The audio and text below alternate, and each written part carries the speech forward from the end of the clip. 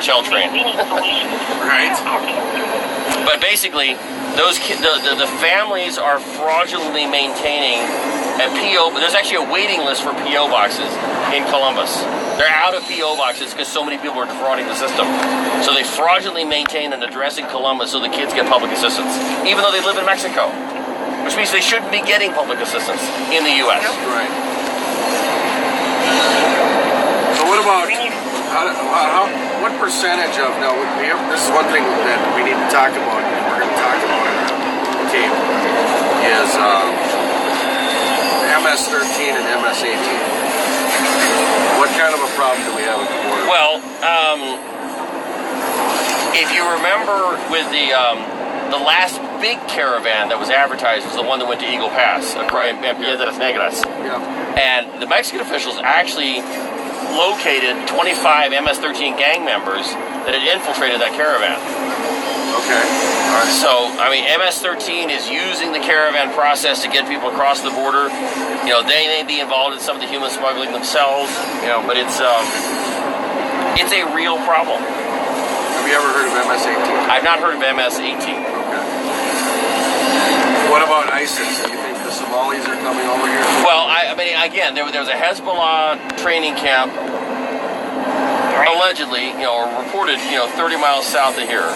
Okay. In a cartel-controlled area of Mexico. And again, the cartel and Hezbollah, are equally ruthless. Yeah. And and they have a common enemy, which is us. Yeah.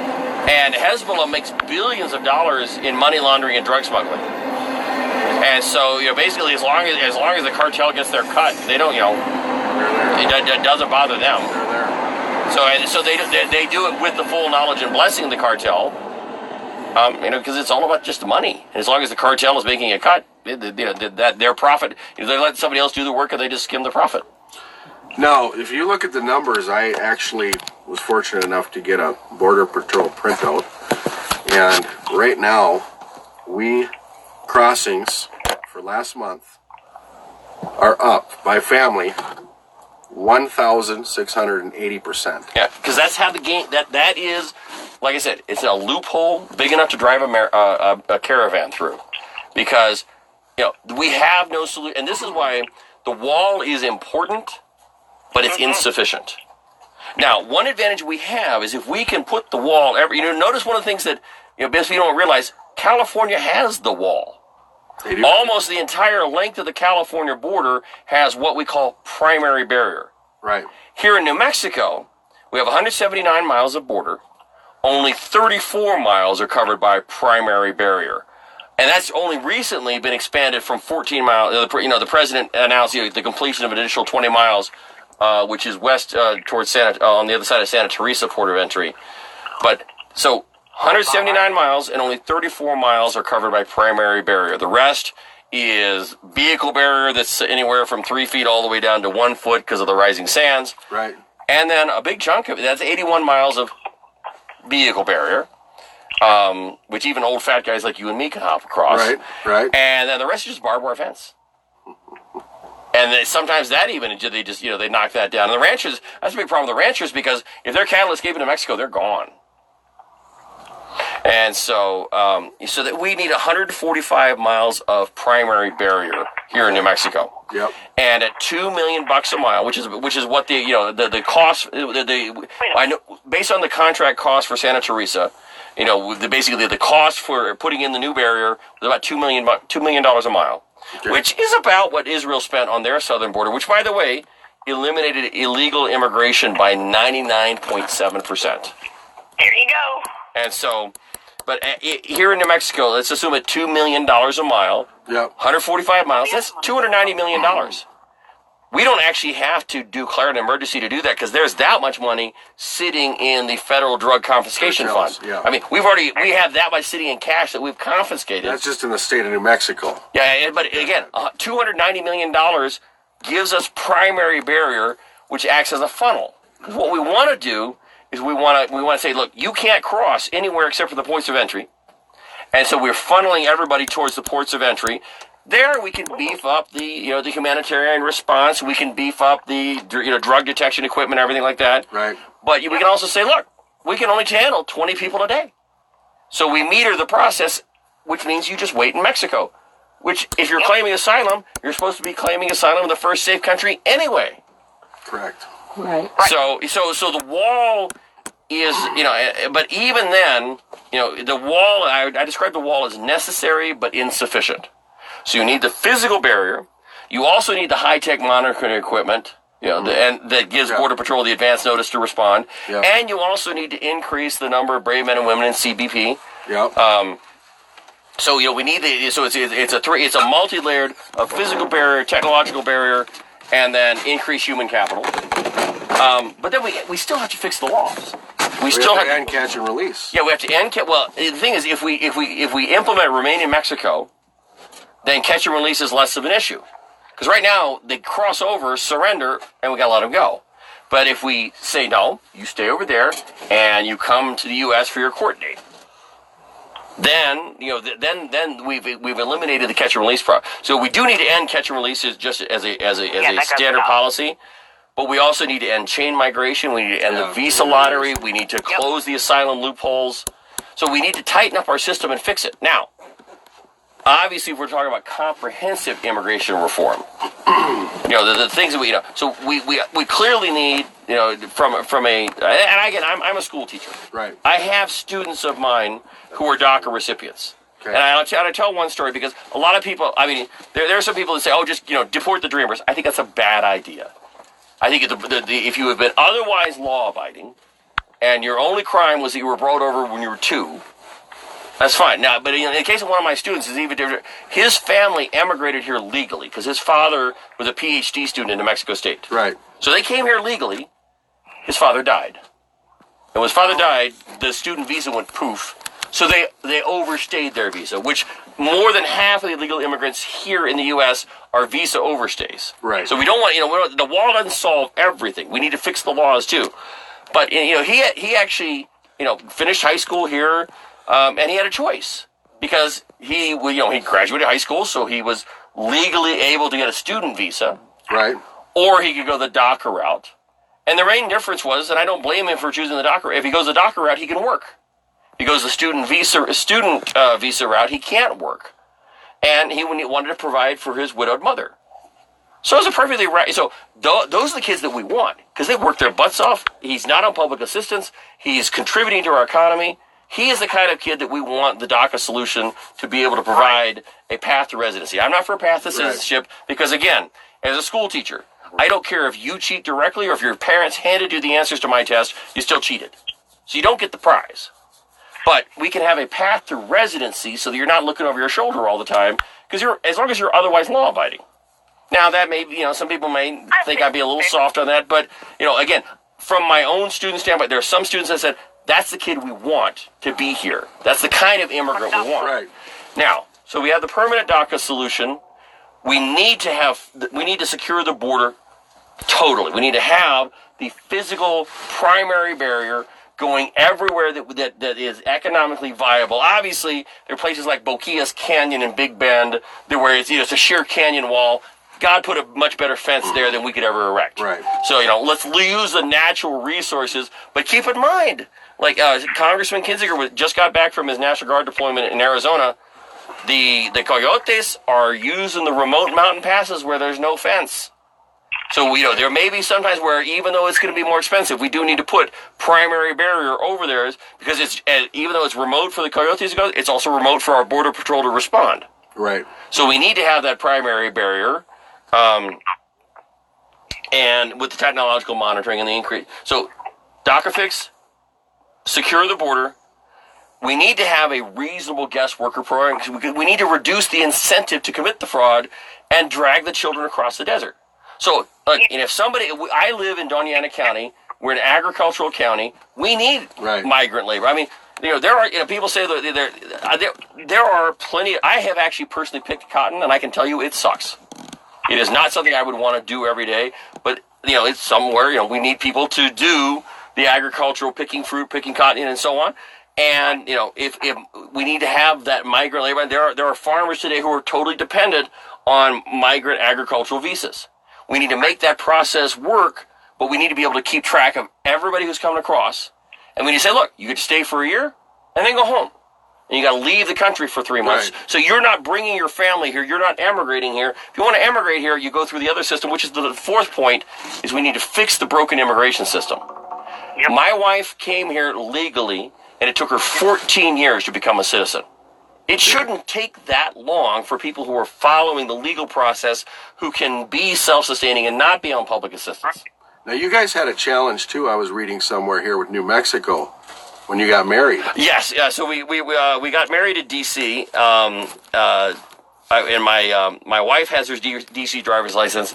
I had my New Mexico driver's license. We walked into the marriage bureau, and I'm an absent-minded professor, so my wife she gave me the option to get married on her birthday, and I'm going to jump at that chance because I can handle remembering one day. But we walk in there, we have our paperwork, and I show them my New Mexico driver's license, and they look at it and say, I'll be back. I figured they're just going to go in the back and make a photocopy. So come back 10 minutes later, and they say, I'm sorry, sir, but we don't accept international driver's licenses. Do you have your New Mexico passport handy? And my wife and I look at each other. We go, no, wait a minute. No, it's a state. It's that vacant lot between Texas and Arizona. We speak English there. Right. Best line of the night. Because my wife is an immigrant, still has a little bit of an accent, but the clerk looks at me and says, oh, sir, your English is excellent. That's not the problem. So my wife then at that point, what are you talking about? I'm the immigrant. Anyway, so we said, we're going to talk to that supervisor. So then they go back. 10 minutes later, they come back. She's got this hangdog expression. She goes, yeah, we looked it up, and you're right. New Mexico's a state. This will be just fine. So then, and again, this was somebody who was just a product of the D.C. public schools. Right. Right.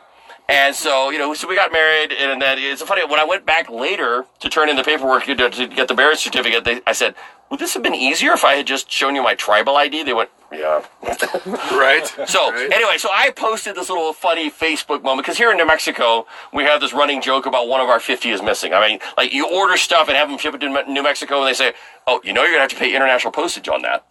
Right. I say, no, it's New Mexico. They say, I don't care how new it is, son. That's still Mexico. But, that happens. It happens more than you think. But anyway, so I figured I'll, post my little one of our 50. Right. So I do a little Facebook post, and our local newspaper picks it up. And then USA Today picks it up. And then it blows up. Yeah. So our wedding video has been viewed like 50,000 times or something. It even went worldwide. My wife's Italian family back in Italy actually saw it in Italian on Italian television. That's crazy. And her family in Argentina saw it. It's like, for whatever reason, Australia didn't pick it up. Otherwise, we'd have been on 5 continents. But, that's crazy. Yeah, so it's, but, yeah, so people know where New Mexico is because apparently that's where they're coming for the asylum fraud. Have you done any work with Texas at all on trying to help build momentum between both states to come at the governors? So we had a big meeting in Deming, here this past Saturday, talking about border security, and I have some aerial footage of the entire length of the New Mexico border, and so I was one of the presenters. Okay. But the group that is doing the similar thing to what y'all are doing here in New Mexico are the Oath Keepers. Yep. Well, I was with them in Eagle Pass. Yeah. So the Oath Keepers were there, and so they came to our Deming meeting. Well, they did. And I definitely want to get y'all connected with them. Yeah. Because basically it's the same sort of thing. It's exactly the advantage that Texas has is that they have a governor and an attorney general who believe in actually enforcing the border, and so they will provide National Guard support. Whereas our governor, in her infinite wisdom, has decided, oh, there's no crisis, and so there is, y'all are not being backed up by National Guard. No. You are in effect, the backup for Border Patrol because they've got no help otherwise. At least on the New Mexico side. Oh, and it is an emergency. Yeah. We're in an emergency situation. Well, Governor Bill Richardson, a Democrat, declared a national emergency or a state emergency along the border in 2005. Wow. And I don't think no. Here's one thing that is totally disingenuous. They talk about apprehensions have gone down.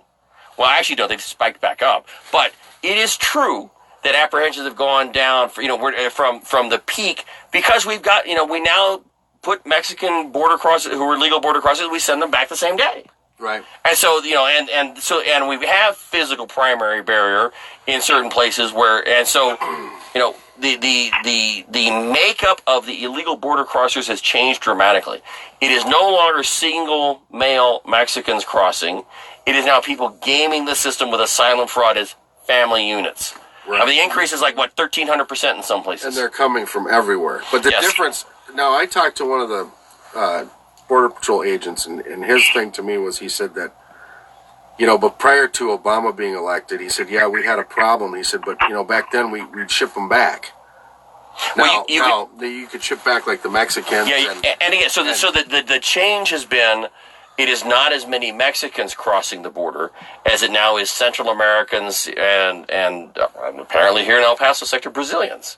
Yeah. Again, over the hill to Monument 1, 70% of the people crossing over there are Brazilians.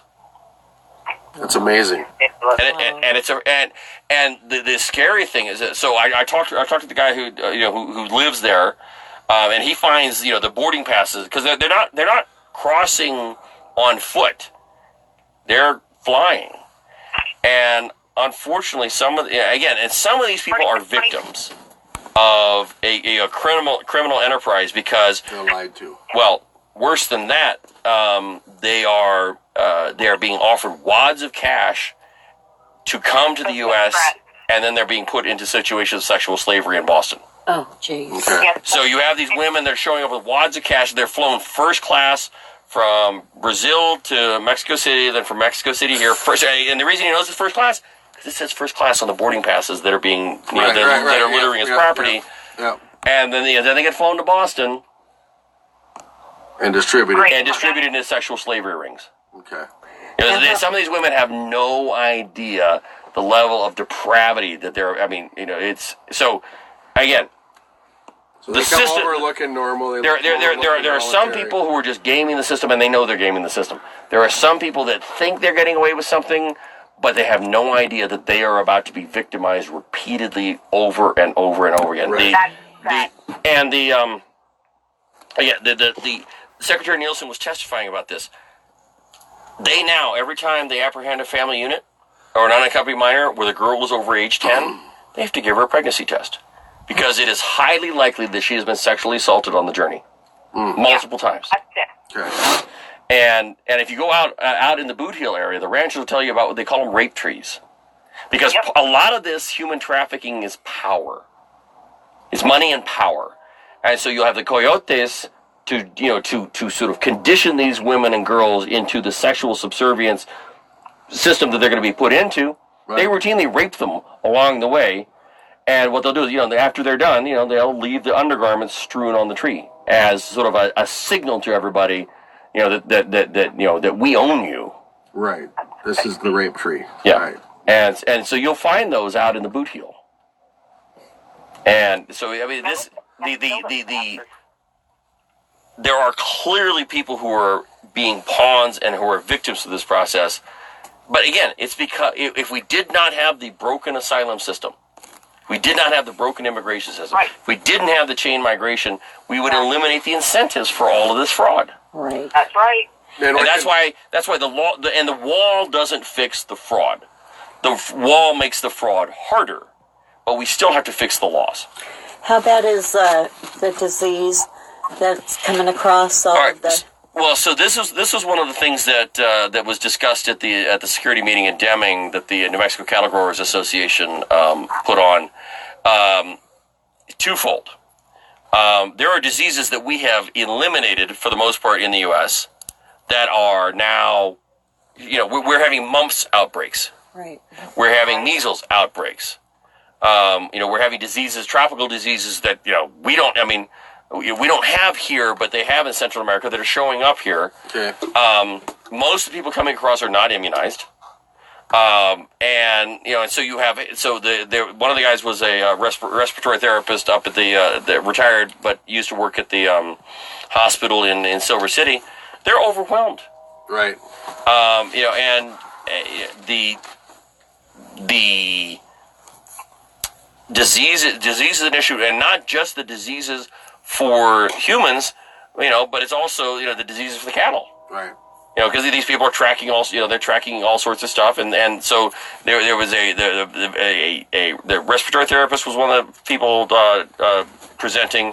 They had a large animal veterinarian presenting. So there are the issues of disease are a big issue, but the human smuggling is a big issue, but the thing if people would just leave their kids at home.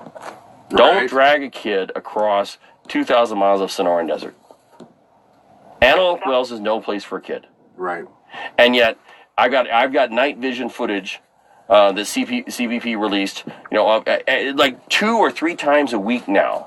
You have mini caravans. What they call a large group is a group of 100 or more. Right. And since October, there have been I think there have been now more than 40. I have to get the exact number. I know it's more than 35, but I think there are more than 40 large groups that have just basically crossed the border at Antelope Wells. Wow. And sometimes they'll coordinate it with the drug cartels to where they'll send the migrant caravan on one side and then they'll send the drugs on the other side because there's limited human capital resources out there. So how do you feel about us being out here and helping the Border Patrol and actually... Well, I mean, y'all are basically you're filling the gap that our governor has created by pulling the National Guard back. Right. And this is... the fact that y'all are not out here as sort of knuckleheaded gun happy. You're out here coordinating. I mean, y'all have radios, you have night vision goggles, and and the whole point is to be the eyes and ears so that you can help Border Patrol find out where they're needed to be deployed. Mm-hmm. So more eyes are better. I mean, we talk about this all the time. If you see something, say something. Right. The problem is out here, there's nobody to see something. Right. So if there's nobody to see something, there's nobody to say something. So y'all are doing what we ask people to do in terms of national security anyway, is to be out here to see something and then say something. Why do you think it's so hard for us to get patriots out here to help? Why do you feel that the patriot groups are so slow to react? Well, there's 2 things. One is social media is a toxic cesspool of misinformation. Thank you. And, so I mean, I'm out here seeing what y'all are doing. And yet there are knuckleheads out there on social media spouting that somehow are saying that you're a fraud. Right. Yep. Yes. Right. Yep. And, I'm sorry. I'm sitting here. I'm looking at your fugitive recovery agent. I mean, most of y'all are bounty hunters and and bail bondsmen. This is what you do you're licensed professionals in your civilian life. Many of you are former military. You're out here, not doing this, to do this, and by the way, I look around here and, it's not just a bunch of white folks. You have Latinos, you have African. This is not. You got American. This is not a racial thing at all. Exactly. Right. And so so part of the challenge is messaging. Part of it is also apparently you've now upgraded. You have an actual porta potty. But when the last time I was out here, it was just a bucket behind a sheet. So it's also rough out here. Yes, it is. It is rough out here. It's, Yes. that's the one thing is it's, you get certain. Plus, some people have day jobs that they're giving up to be here. That's true too. Not everybody can be. But part of what I'm trying to, my main thing. I'm a school teacher. I'm an educator. I'm trying to go out and point out to people, look, this is a real situation. We really do have a crisis, and so if people are if you have the wherewithal to come out here and you're not they're not looking for Rambo out here. Right. They're looking for somebody who could follow orders because your life may if you want to come out here, you hopefully you're just encountering people who are coming here engaging in asylum fraud and ready to surrender. It was sort of an interesting experience. It was the first time I've ever had a legal immigrant surrender to me.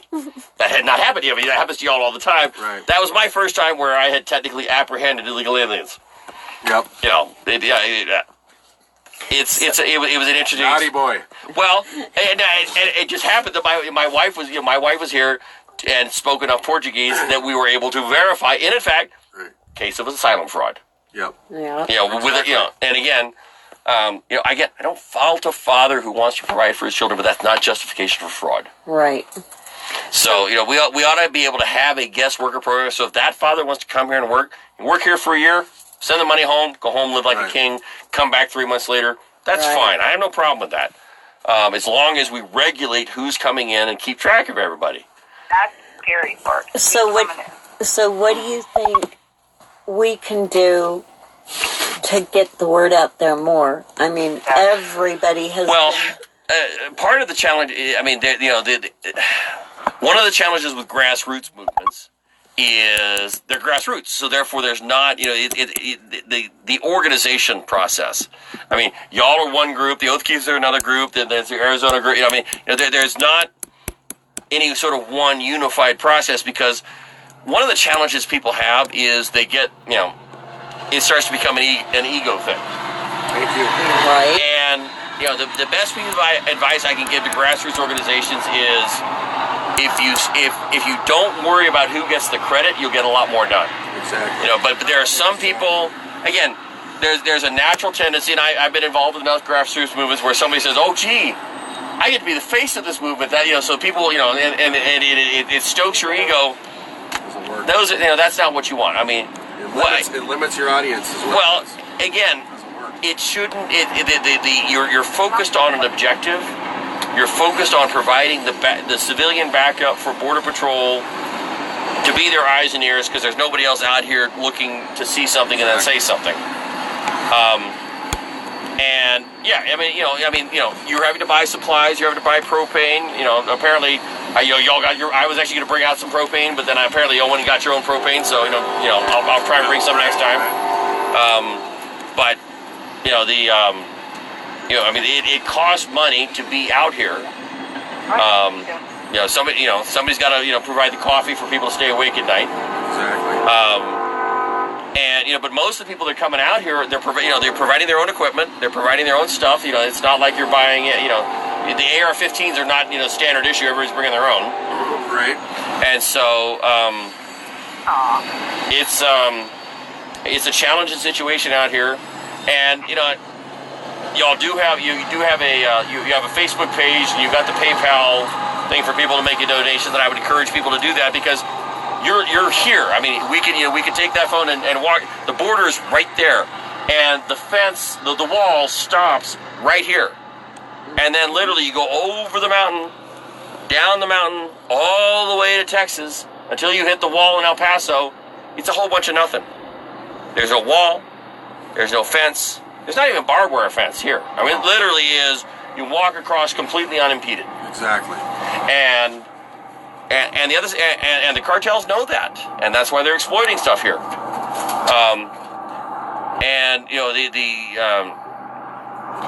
They're using Antelope Wells as an area. I don't know why. You're going to visit there, aren't you? I've been there. Right after little Jacqueline died. That was actually my first border video. Okay. Was from Antelope Wells, because I wanted to see it for myself. Because there's literally no reason to go to Antelope Wells, right? Unless you're heading to Mexico, because it is not a tourist destination. Right. Population 1. The one permanent resident actually works for DHS Field Ops. He's quite a character. Did you guys see action there when you were there, or was it just? No, I was there. I was there in the middle of the day. Oh, okay. Again, that border crossing is only open from 10 until 4. Okay. But of course, all the migrants don't come between 10 and 4. They always come late at night, hop at the fence to overwhelm the process. Okay. And again, I talked when I was at the Trump rally in El Paso. I met the guy who was the bus driver that runs everybody back and forth to Lawrenceburg, and then if necessary runs them to El Paso. Right. And basically, the Border Patrol and DHS Field Ops, or CBP Field Ops, they feel like they're babysitters, Uber drivers, and ambulance drivers. That's really all they're spending. What was it? It was $45 million has been diverted by DHS to pay for the free medical care for illegal immigrants that are seeking asylum. Okay. 40% of the workload of Border Patrol is now babysitting, because when they take them to the hospital, they got to stay there. So that means you've got to pull a field agent to sit there at the hospital, which means that field agent is not eyes on the border. Right. So the system is broken. It's overwhelmed. It was not designed for this, and the wall's going to work. Now, if we get into sort of the why then is the radical left opposed to this? Are they really that stupid? And the answer is no. They're not that stupid. They're just that dishonest. Right. So they want to be able to have the immigrants crossing over so they can get counted in the 2020 census. They want to be, they already voted, the House already voted, in favor of giving illegal aliens the right to vote. And we have a huge problem of voter fraud here in New Mexico. There are a large number of non-citizens are voting. So again, and Nancy Pelosi even said we need to make sure that we welcome these new Americans. Well, she's talking about the illegal immigrants. Right. It's all about the votes. It's all about the power because the radical left cannot win over enough Americans to implement their agenda. So they've got to import more people, put them on public assistance, get them used to a dependency cycle, exactly, and then give them the right to vote so they vote for the people who gave them the free stuff. Exactly. That's exactly right. And, again, we have enough poverty and enough challenges here with our own population, particularly, again, as somebody who works on tribal finance and economic development issues, the economic issues we have here among our tribal population in New Mexico, we need to solve those first before we import more people. Right. I agree. So. All right, cool, man. Well, we covered all the talking points, so what I'm going to do is we're going to condense it down. Okay. I'm going to bring those guys in here, and we'll do the real interview with them. They'll be sitting right in the middle with you. Okay. But now I got a feel for the questions to ask and how we can do it. I think it'll be good. And is there anything